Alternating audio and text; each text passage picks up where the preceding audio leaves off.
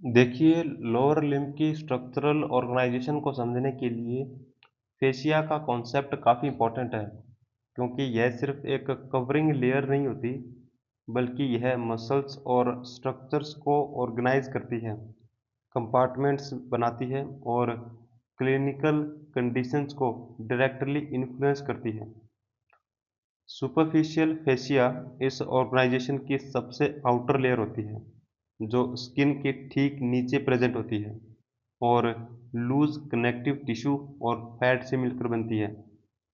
इस लेयर में कई इंपॉर्टेंट स्ट्रक्चर्स होते हैं, जैसे सुपरफिशियल वेन्स, जैसे कि ग्रेटर सेफलस वेन और क्यूटेनियस नर्व, जो स्किन सेंसेशन देती है।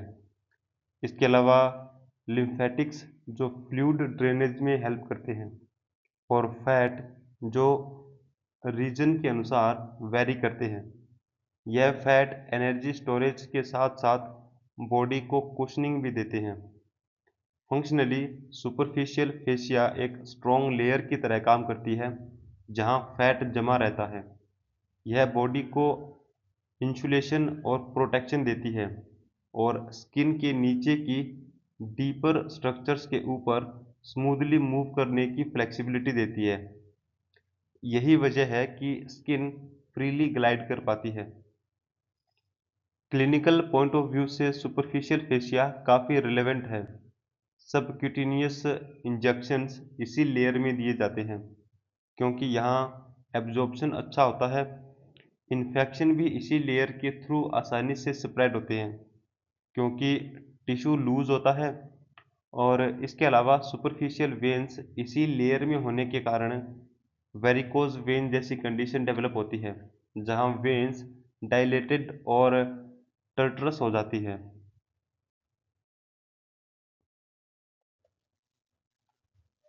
लोअर लिम्ब की डीप फेशिया, जिसको थाई रीजन में फेशिया लेटा कहा जाता है, एक डेंस फाइब्रस लेयर होती है जो मसल्स को टाइटली सराउंड करती है और उन्हें ऑर्गेनाइज्ड कंपार्टमेंट्स में डिवाइड करती है। यह सुपरफिशियल फेशिया की तुलना में काफ़ी स्ट्रॉन्ग और इनइलास्टिक होती है, इसलिए यह मसल्स को एक डिफाइंड बाउंड्री के अंदर रखती है। डीप फेशिया अंदर की तरफ प्रोजेक्शंस भेजती है, जिनको इंटरमस्कुलर सेप्टा कहा जाता है, और यही सेप्टा मसल्स को अलग अलग फंक्शनल कंपार्टमेंट्स में डिवाइड करते हैं। फंक्शनली डीप फेशिया लिम्ब की शेप और स्ट्रक्चरल इंटीग्रिटी को मेंटेन करती है, जिससे मसल्स ऑर्गेनाइज्ड तरीके से काम कर सके। यह वीनस रिटर्न में भी हेल्प करती है, क्योंकि जब मसल्स कॉन्ट्रैक्ट करते हैं तो डीप फेशिया वेन्स को कंप्रेस करके ब्लड को ऊपर की तरफ पुश करने में असिस्ट करती है। साथ ही यह मसल्स के एक्सेसिव एक्सपेंशन को भी रोकती है, जिससे मूवमेंट कंट्रोल्ड और एफिशिएंट रहती है।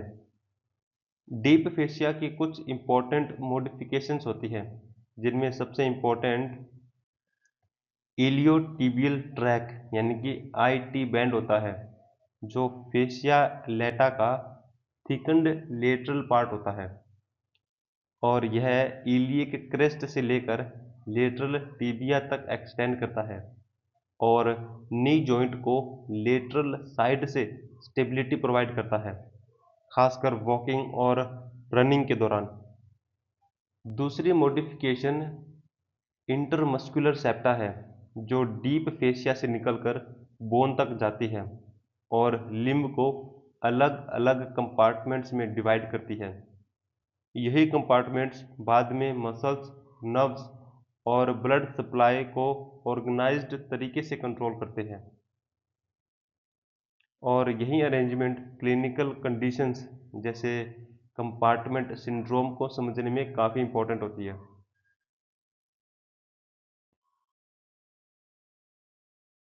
लोअर लिम्ब में कंपार्टमेंट्स ऐसे फंक्शनल मसल ग्रुप्स होते हैं जो डीप फेशिया के थ्रू एनक्लोज्ड रहते हैं।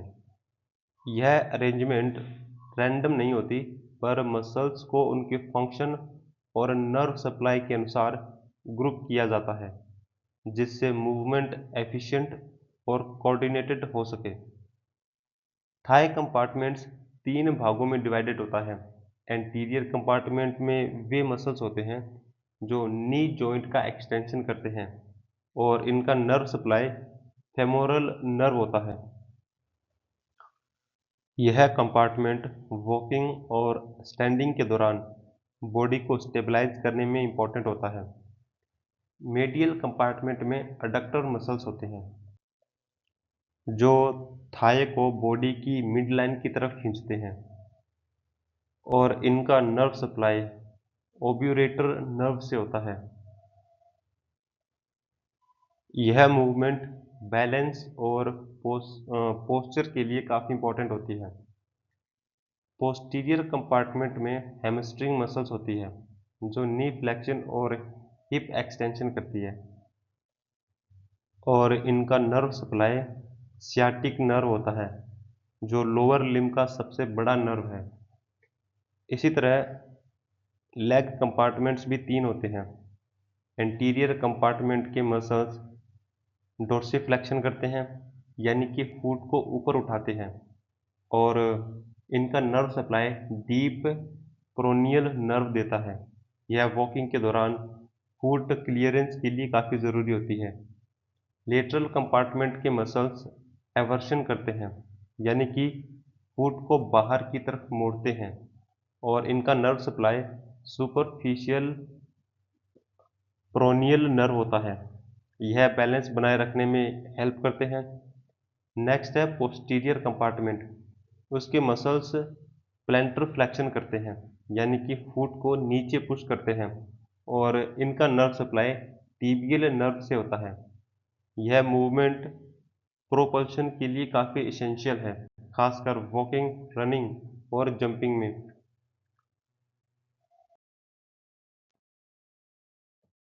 लोअर लिम्ब की फेशियल ऑर्गेनाइजेशन का सबसे important clinical application compartment syndrome और स्प्रेड ऑफ इन्फेक्शन को समझने में होता है। फेशिया कंपार्टमेंट्स बनाती है लेकिन यही कंपार्टमेंट्स पैथोलॉजिकल कंडीशंस में प्रॉब्लम भी क्रिएट कर सकते हैं। कंपार्टमेंट सिंड्रोम तब होता है जब किसी क्लोज्ड फेशियल कंपार्टमेंट के अंदर प्रेशर एबनॉर्मल रूप से बढ़ जाता है।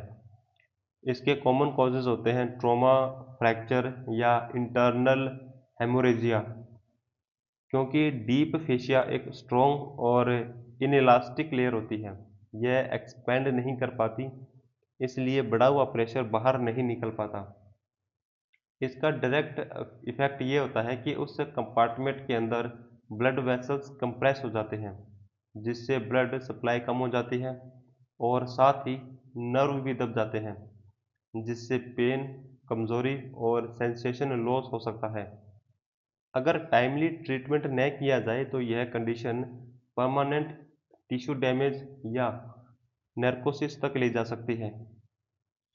दूसरी इंपॉर्टेंट क्लिनिकल कंडीशन है spread of infection. Infection body में रैंडमली स्प्रेड नहीं करते बल्कि फेशियल प्लेन्स के अलोंग फैलता है क्योंकि फेशिया कंपार्टमेंट्स और पाथवेज डिफाइन करती है। इन्फेक्शन इन्हीं डिफाइंड रूट के थ्रू एक रीजन से दूसरे रीजन में फैलते हैं। एग्जाम्पल के लिए फुट में शुरू हुआ इन्फेक्शन फेशियल कंपार्टमेंट्स के थ्रू लेग तक स्प्रेड कर सकता है